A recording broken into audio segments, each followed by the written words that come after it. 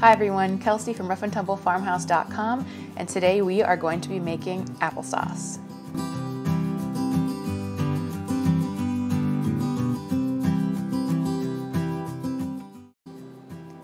Applesauce is one of the first things that I ever learned how to can. It is super simple to can because you really only need one ingredient, and that is apples. So there's quite a bit of equipment that you can use for making applesauce, and I'm going to run you through my process of how to do it. I'll show you a recipe you can use as well if you do want to add some things to your applesauce. I like to use just straight up plain apples. So first, let's start with the apples. What kind of apples do you want to use for making sauce? You can see here, I have just a hodgepodge of apples. I honestly don't even remember what kinds of apples these are. And to me, the best apples for sauce are whatever apples you can get for cheap to free. So if you have a neighbor with a tree that has an overabundance of apples, grab them and make them into sauce. You can really change the flavors if you want to with different spices and things like that, but a really good tart apple I think is a good choice for applesauce. These apples have all already had a freeze, so they're really going to be very sweet, which is good. So anything that has had a frost or even a little bit of a freeze, they're going to be a little more sweet, including things you have in the ground like carrots and that sort of stuff. It has to do with how the plant is storing its sugars and things like that. So these are the apples that I'm going to be using. Crab apples oftentimes work really well. So let's take a look at the equipment that I have here for making our sauce. So this is kind of one of the classic things that people might use for making applesauce. What the basic idea is, I don't have, unfortunately, the little piece, so I can just pretend this is it. Normally you have kind of a rounded, I don't know what you want to call it, like a little bat type of a shape thing. And so you will put the apples in here and then you would smush them through this so the sauce would come out and this would collect all the seeds and all the skins. These things do work really well, but if you're going to make applesauce even more than one time, I'll show you what you want to probably get. All right, this is what I'm going to be using for making our sauce. These Weston food mills are awesome. You can use them for making tomato sauce too. We mostly just use it for applesauce. So you'll see in a little bit, the apples, once I soften them in water, are gonna go in here. I pull the crank, the sauce comes out here, all the peels and seeds and everything come out here. It's magical, and it doesn't use electricity or anything.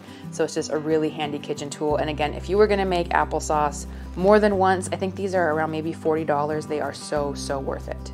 Another thing when you're going to be making applesauce is to make sure that you are prepared to make it, because it is kind of messy.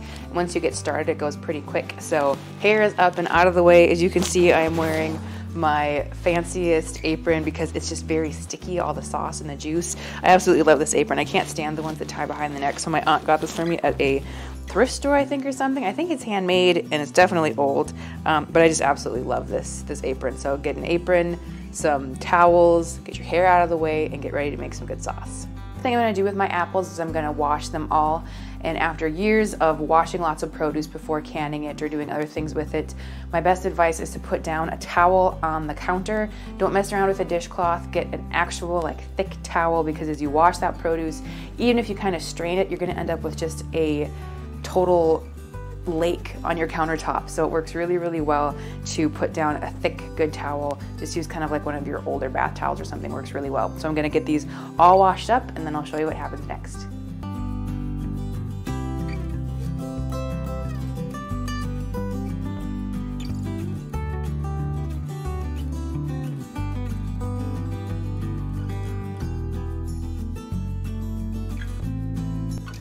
All right, so I have a bunch of my apples all washed up over here, and the next thing that we are going to do is we are going to be cutting our apples in half or into quarters.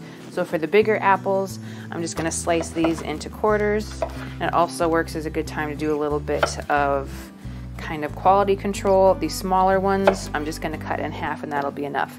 You can, if you want with these littler ones, just throw them in whole, but I find that they will soften a lot faster if you have them cut in half.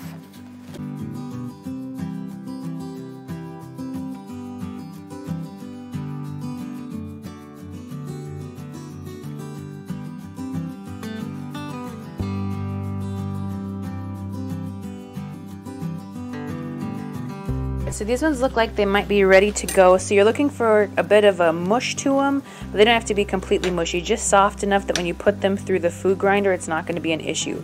So kind of like I'm taking my knife here and just pushing it into the apples, and it slices in pretty easy. So that's what we are looking for. Next, I'm just gonna scoop out these apples.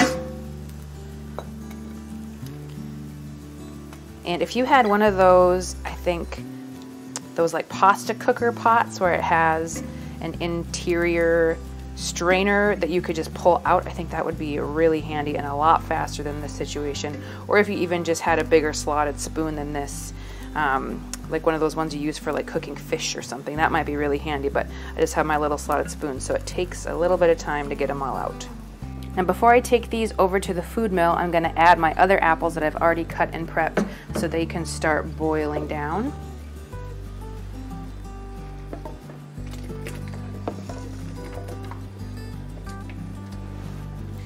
Okay, so now we just take the apples and dump them into the top of the food mill like this, and then we start to turn the crank.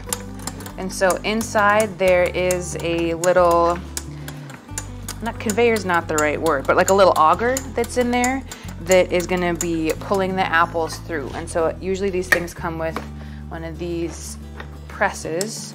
So you push the apples in, and in just a little bit we should start to see the first bit of our applesauce starting to come out. Ooh, these are giving a really nice pink color. This is gonna be some really beautiful sauce. And I can feel there's a little bit of resistance, so that means that a couple of them maybe aren't cooked quite as much as they should be, because it should be a fairly smooth process. And now, I don't know, you can't really see from that angle, so I'll adjust the camera so you can see where it's then coming out the other side. All right, so as I turn the crank, here you can really get a good image of the sauce coming out the bottom, and then out that tube on the other end. That is where the peels and the seeds and the stems are all gonna go in that bowl, and then I will give that to the pigs. Or if you wanted to make vinegar out of it or something, you certainly could. So there we have the start of our applesauce, and gosh, what a beautiful color that is from these little beautiful apples. So that right there, you've got applesauce. That's kind of the basic process you need to do to make your applesauce. And like I said, as you go, you're gonna kind of get into a flow. So now that I've ran those through, I'm gonna go and chop up more apples that are gonna go into the hot water in a little bit. And by the time I'm done chopping the next batch of apples, then those ones in the hot water are gonna be done. I'll bring those over and put those in. And then once I have enough apples going, pretty soon I can start making my apple sauce as well by putting it in the hot water bath canner. So I'll show you what I'm gonna do once I get a nice full bowl of applesauce here in just a minute. Now, after you have a nice big bowl full of sauce, what you probably want to do is cook it down a little bit more. At least I like to make a fairly thick applesauce. So what I do is, you can see behind me over my shoulder, I have my roaster pan out there, and it works really well as you are making your applesauce. So just put it in the roaster pan, have it on low or medium, and keep stirring it, and just do that the whole time that you are processing your apples, because usually by the time you get done, you have something that's pretty much the consistency you want. You can do it on your stove top as well, but I found when I try and have the canner heating up there and then I've got apples cooking, trying to fit one more thing on the stove is just next to impossible. So I really recommend just putting it in a roaster like that if you have one available, or a little crock pot if that's all you have available. Now, after your sauce is the consistency you want it to be, you're gonna pack it into either quart or pint-sized jars and process them for 15 minutes. If you look at the link below to the blog post, I will have some recipes where if you want to add a little bit of cinnamon or some other spices to it, you certainly can. Otherwise, that's all it is, 15 minutes in the canner, and you've got really great applesauce to enjoy all winter long. So thanks very much for watching. I always appreciate if you like and subscribe. It helps my channel and my videos get found by more people. You can always check back here for more videos every single week about farming, family, food, and fortitude here at our Rough and Tumble farmhouse. Take care.